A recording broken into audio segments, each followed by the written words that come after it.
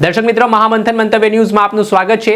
અમદાવાદના Kagdapith police station હદ વિસ્તારમાં એક પોલીસ કોન્સ્ટેબલ પર હુમલાનો બનાવ સામે આવ્યો છે।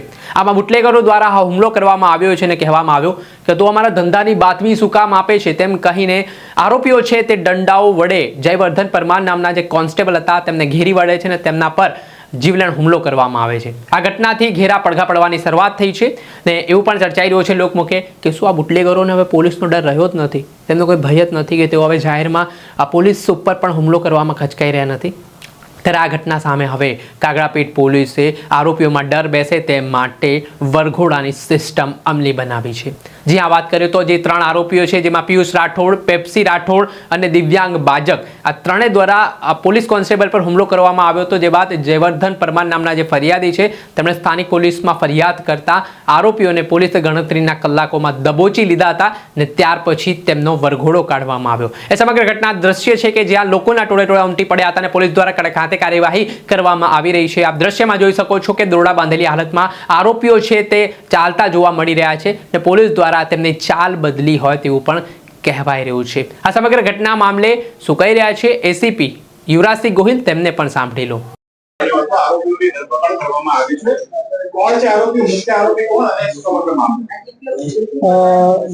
ગઈકાલ રોજ કાગડાપીઠ પોલીસ સ્ટેશન વિસ્તારમાં આ કામના જે ફરિયાદી છે જયવર્ધન પરમાર, જેઓની ઉંમર 39 છે, તેઓ મજૂરગામ વિસ્તારમાં રહે છે। તેઓની ફરિયાદ હતી કે તેઓ જે વિસ્તારમાં રહેતા હતા તેની બાજુમાં જ આ કામના જે ત્રણ મુખ્ય આરોપી છે, જેમાં ભાવેશ રાઠોડ, પિયુષ ઉર્ફે પેપ્સી રાઠોડ તથા દિવ્યાંગ બાજક, તેઓ દ્વારા તેઓને મારવામાં આવેલ છે અને તેઓને ઈજા થયેલ છે। તાત્કાલિક કાગડાપીઠ પોલીસ સ્ટેશનની ટીમે આ અનુસંધાને સંજ્ઞાન લઈને આ કામના જે આરોપી છે તેને રાઉન્ડ અપ કર્યા અને આ અનુસંધાને ફરિયાદ દાખલ કરવામાં આવી, જેમાં ભારતીય ન્યાયિક સંહિતાની કલમ 118(1), 115(2), 296 ખ, 54 તથા આગળ 118(2) નામની કલમ પણ અત્યારે ઉમેરો કરવાની હાલ તજવીજ ચાલુ છે। આજે આખી ઘટના હતી એમાં પ્રાથમિક દ્રષ્ટિએ તેવું કારણ જાણવા મળ્યું છે કે ગત 1 તારીખના રોજ કાગડાપીઠ પોલીસ સ્ટેશન દ્વારા આ કામના જે આરોપી એક છે પિયુષ ઉર્ફે પેપ્સી રાઠોડ વિરુદ્ધ પ્રોહિબિશનનો ગુનો દાખલ કરવામાં આવેલો હતો। જેમાં પ્રોહિબિશનનો ગુનો દાખલ કરવા અનુસંધાને જ્યારે બીજા દિવસે પિયુષને એવી માહિતી મળેલી હતી કે આ કામના જે ફરિયાદી છે જયવર્ધન પરમાર, તેઓ દ્વારા પોલીસને બાતમી આપવામાં આવેલી હતી। જે અનુસંધાને તેઓ જે આ કામના આરોપી છે, તેના ભાઈ છે અને તેમના મિત્રોએ ત્રણેય આ કામના જે ફરિયાદી છે તેઓ જ્યારે ઘર નજીક રહેતા હતા ત્યારે જતા જતા તેઓ વિરુદ્ધ આ બાબતે ઝઘડો થયેલ હતો અને આ કામના ફરિયાદીને ઈજા પહોંચાડેલ છે। આ કામના જે ત્રણ આરોપી છે તેઓ વિરુદ્ધ ગુનાહિત ઇતિહાસ પણ છે, જેમાં જે મુખ્ય આરોપી છે પિયુષ ઉર્ફે પેપ્સી, તેના વિરુદ્ધ આ અગાઉ પણ 6 પ્રોહિબિશનના ગુના અને એક મારામારીનો ગુનો દાખલ કરવામાં આવેલ છે તથા ભાવેશ રાઠોડ વિરુદ્ધ પણ એક પ્રોહિબિશનનો ગુનો દાખલ કરવામાં આવેલ છે। હાલ આ જે ઘટના થઈ છે તેની પાછળ શું કારણ છે તેની પણ તપાસ હાલ ચાલુ છે અને આ અનુસંધાને આગળ પણ કડકમાં કડક પગલા લઈને એક એવું ઉદાહરણ પ્રસ્થાપિત કરવામાં આવશે કે કોઈ પણ વ્યક્તિ દ્વારા એક પોલીસ કર્મચારી વિરુદ્ધ કોઈ એવા હાથ ઉગામે કે કોઈ ઈજા પહોંચાડે તેવી ઘટના ભવિષ્યમાં ન બને।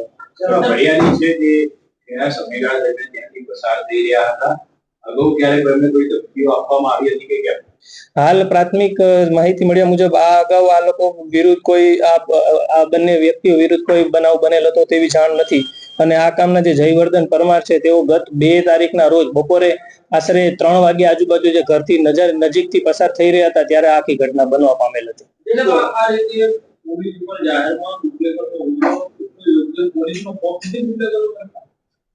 આ વિરુદ્ધ જે કડકમાં કડક પગલા લઈને તાત્કાલિક આ કામના જે આરોપીઓ છે તેઓને અટક કરવામાં આવેલા છે અને એક એવું ઉદાહરણ પ્રસ્થાપિત કરવામાં આવશે કે ભવિષ્યમાં કાયદો હાથમાં લઈને કોઈ વ્યક્તિ દ્વારા પોલીસ વિરુદ્ધ હુમલો ન થાય।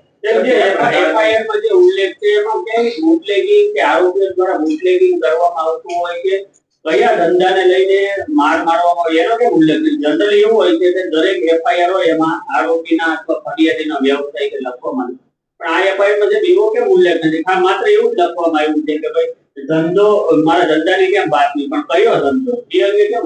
એટલે એફઆઈઆર લખવામાં નોંધવાનું કેમ જ્યારે ફરિયાદ નોંધવામાં આવેલી હતી ત્યારે ફરિયાદી દ્વારા જે માહિતી આપવામાં આવેલી હતી તે અનુસંધાને આગળ ફરિયાદ દાખલ કરવામાં આવેલી હતી અને ફરિયાદ દાખલ કરાયા બાદ જે અમને પ્રાથમિક તપાસમાં જે વિગત મળી તે અનુસંધાને આગળ ઘટિત કાર્યવાહી કરી અને હાલ પણ તપાસ હજી ચાલુ છે।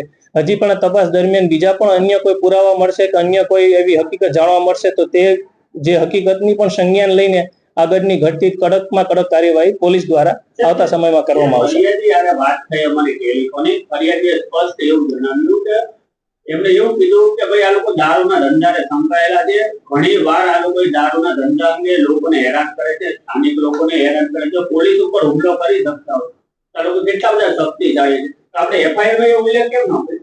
જે સમય દરમિયાન ફરિયાદી દ્વારા અમને એવું કીધું છે કે મેં કીધું હતું કે ભાઈ તમે એફઆઈઆર માં એવો ઉલ્લેખ કરો કે ભાઈ દારૂ મેં ખુદ લખાવડીને અમને બાઈટ આપી છે કે ભાઈ દારૂ અંગે એફઆઈઆર માં ઉલ્લેખ આપણે એફઆઈઆર માં એવો કેમ નથી? પ્રાથમિક દ્રષ્ટિએ જે સમયે ફરિયાદ દાખલ કરવામાં આવેલી તે દરમિયાન ફરિયાદી દ્વારા અમને જે હકીકત આપવામાં આવેલી હતી તે અનુસંધાને જ અમે ફરિયાદ દાખલ કરીને આગળની તપાસ હાથ ધરવામાં આવેલ છે. જ્યારે કેસ કરવામાં આવે ત્યારે કેટલો નંબર પકડાયો હતો, કયા પ્રકારનો કેસ કરવામાં આવ્યો પેપ્સી આરોપી? અલગ અલગ પ્રોહિબિશનના ગુનાઓ દાખલ કરવામાં આવેલા હતા, જેમાં ઇંગ્લિશ જે વિદેશી દારૂ છે તે પણ તેના દ્વારા આપણે જે વેપાર કરવામાં આવતો તે અટક કરીને આગળની ઘટતી કાર્યવાહી આ પૂરો 6 ગુનાઓમાં કરવામાં આવે છે. સાહેબ, એક તારીખે જે ગુનો દાખલ થયો એમાં એના ઘરેથી દારૂ મળ્યો તો દેશી હતો, વિદેશી હતો, દેશો? 4 વિદેશી દારૂની જે ક્વાર્ટર હતી તે મળવામાં આવેલ હતા અને તે અનુસંધાને આગળની ઘટતી કાર્યવાહી કરવામાં આવેલ હતી ગત 1 ફેબ્રુઆરીના રોજ.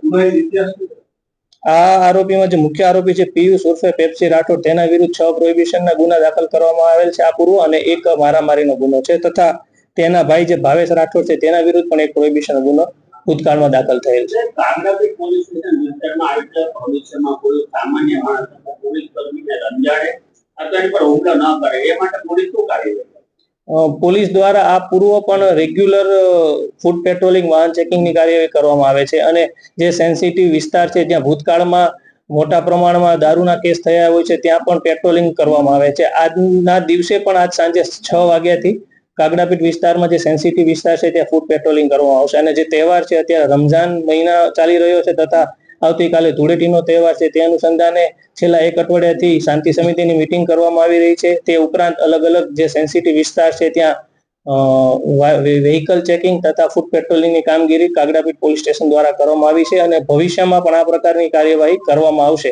અને આ પ્રકારની ઘટના ન બને તે અનુસંધાને એક સારું એક્ઝામ્પલ પ્રસ્થાપિત કરીને કાયદો વ્યવસ્થાનો કોઈ પ્રશ્ન ઉદ્ભવે નહીં તે અનુસંધાને કડકમાં કડક કાર્યવાહી ભવિષ્યમાં પણ કાગડાપીઠ પોલીસ સ્ટેશન દ્વારા કરવામાં આવશે. એ હાલ તપાસના અનુસંધાને પ્રાથમિક તપાસ ચાલી રહી છે, તે અનુસંધાને આગળ કાર્યવાહી ચાલુ છે. તેઓને માથામાં ઈજા થઈ છે, જેમાં તેઓને 6 ટાંકા આવેલ છે. તેઓ લાકડી વડે હુમલો કરવામાં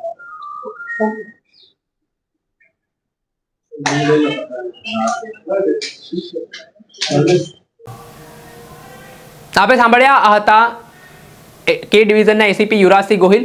તેમણે આજે સમગ્ર ઘટના બની છે તેને લઈને મોટું નિવેદન આપ્યું છે. આ ઘટના બાદ પોલીસ દ્વારા જે અસામાજિક તત્વો છે તેની શાન ઠેકાણે લાવવા માટેની કવાયત છે તે જ કરી છે. જે પોલીસ પર હુમલાનો બનાવ બન્યો છે તેને લઈને એસીપી દ્વારા કહેવામાં આવ્યું છે કે એવો કાયદાનો પાઠ આરોપીઓને ભણાવવામાં આવશે કે તે ભવિષ્યમાં આ પ્રકારની હુમલાની ઘટનાને ક્યારેક અંજામ નહીં આપી શકે. પરંતુ જોવાનું રહ્યું કે હવે આગામી સમયમાં આ અસામાજિક તત્વો, લુખ્ખાઓ, બુટલેગરોની શાન ઠેકાણે લાવવા માટે શું પગલાં લેવામાં આવે છે, કેમ કે કાગડાપીઠ પોલીસ આ દિવસોમાં ખૂબ ચર્ચામાં છે. ક્યાંક હત્યાના બનાવ બને છે તો ક્યાંક પોલીસ પર હુમલો થઈ રહ્યા છે. ત્યારે આગામી સમયમાં શું સ્થિતિ નિર્માણ પામે છે તે જોવું રહ્યું. દર્શક મિત્રો, આવા જ નવા વિડીયો સાથે આપણે માહિતગાર કરતા રહીશું, એટલે મહામંથન મંતવ્ય ન્યૂઝ જોતા રહો.